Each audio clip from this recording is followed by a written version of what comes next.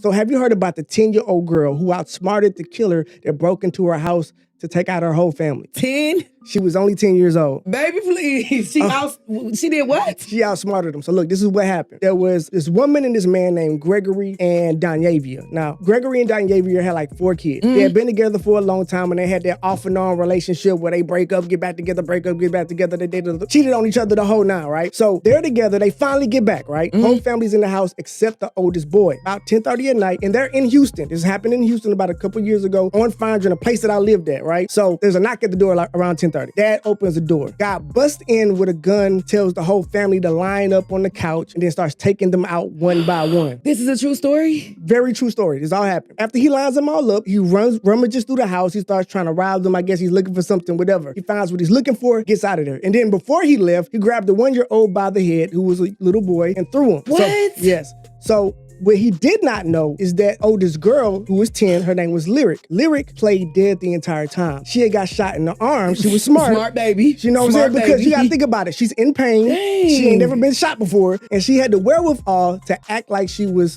dead. So as soon as he leaves, she runs, locks the door, calls her grandmama. FaceTimes her grandma, shows her the whole scene, tells them what happened, grabs her little brother. The family rushes over, they call the police, and then they come back. Fast forward. She's smart, baby, because I would have been on the floor still faking dead. I promise you. Facts. This was a big mystery, right? The cops get there, they're trying to figure out what happened, what was the motive. This is not like a rich neighborhood. Why would they break in and why would you break into these apartments? These aren't the apartments where you rob and get something good, to do all this work. So they don't know what happened. But the next day, about 24 hours later, this guy named Xavier gets arrested. Okay. Now, Xavier did not know the family, but he got arrested not because of this, but because he threatened to take his girlfriend's life with a gun when he found out that she cheated on him a few days later. Now, again, he did not know the family, but he had a homegirl that did. And coming to find out, the homegirl was dating the wife.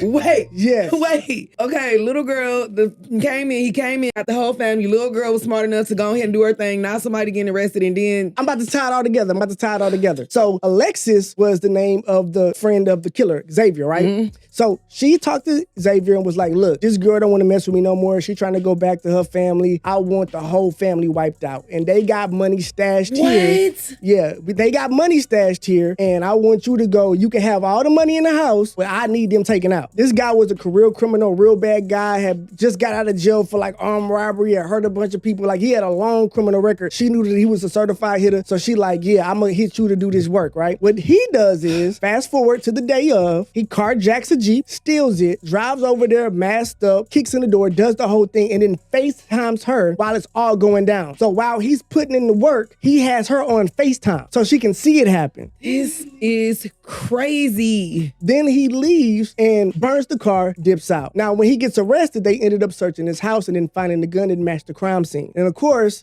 they start putting 2 and 2 together, and they find out that he was the killer and exactly what the whole story was. But again, after this, the girl gets hailed as the hero. News stations start covering it. It all blows up. Everybody's calling her a hero. Now they're both in jail. But yeah, that's the story. That is crazy. First and foremost, you gotta be crazy to sit there and go kill the whole family for a woman. That's just first and foremost. If I was gonna do anything, just take money and go. But all because this woman ain't wanna be with you. And then you would have thought that maybe it was the guy's girl. No, it was the lesbian side of, you know what I'm saying? It was the girl who put the hit out on him. What was the motive for killing everybody in the house? All because somebody didn't want to be with you? She didn't want her to have a family. Apparently, she was jealous. That's why she contacted Xavier, and that's why he ended up doing it. You gotta be 2 mental people to want to go in there and kill the family, the baby, the one. You gotta be just heartless at the end of the day, because that's crazy. And then the other thing is you gotta go do all that work, and you don't even know how much money's gonna be in there. Absolutely not. Especially not enough for a whole family. Not trying to be funny. Not being funny, but if not you're enough. Still in the hood, that's not enough. It's not enough. I mean, who knows what he got? But let's say you got $1,000. You did all this for $1,000, and now your whole life is over. First and foremost, the way technology is, I don't want to kill nobody, because the way the phones is tapped and everything else, you're going to get caught. They don't even need to do too much investigation. And secondly, if you're going to go in and go get something, go in there and get something. Wait for them to all leave or something, but to go in there and kill the whole family and you tossing babies and listen. Damn, that little poor baby, she only 10 years old. She don't even got her family no more. That's messed up. Exactly. The only person that wasn't there was the oldest boy. And I guess the youngest kid who he didn't end up shooting, he just threw him across the room by his hair. Yeah, it was pretty bad. And so, like I said, I actually lived over there. I've lived over there. I know the area is on the southwest side of Houston. So, I mean, it get like that all the time. It's not too surprising. But again, I didn't think you go do it for nothing. You basically doing it for free. You did some crazy stuff before? That ain't the point. But I'm just saying, like... shout out to Houston. No, just not shout out to Houston I'm for talking that about shit. shout out to Houston. I'm going to go visit. But the way that happened, I promise you, I really feel like it's just a fake. That's just crazy. I can't believe something like that happened. Listen, I'm from Cleveland, Ohio. Some crazy stuff that happened. But for somebody to be that goofy to go kill a whole family over some money that you don't know what's inside. You don't know what's inside of there, first and foremost. Exactly. And secondly, like, girl, you could move on, okay, It's baby? It's not. They're both in jail right now, huh? They gotta be, yeah, they are. And so how's the little girl? Like, she good? I mean, yeah, she made it out of there. She was fine. They was able to get her help, so she survived. Shout out to her, man. Yeah, shout out to her for, I guess, surviving and calling the police. And I guess they got them started early enough so that they could start the process of trying to find them and, get them behind bars. But unfortunately, yeah, it is a true story. And that's so traumatizing for her. Like, I really pray that she get over that situation. Like, it's very traumatizing, but you know what I'm saying? It's just like, just thank God that she made it out of that, because that's crazy. That's one crazy story. You leave somebody, don't want to be with them, they want to kill your whole family.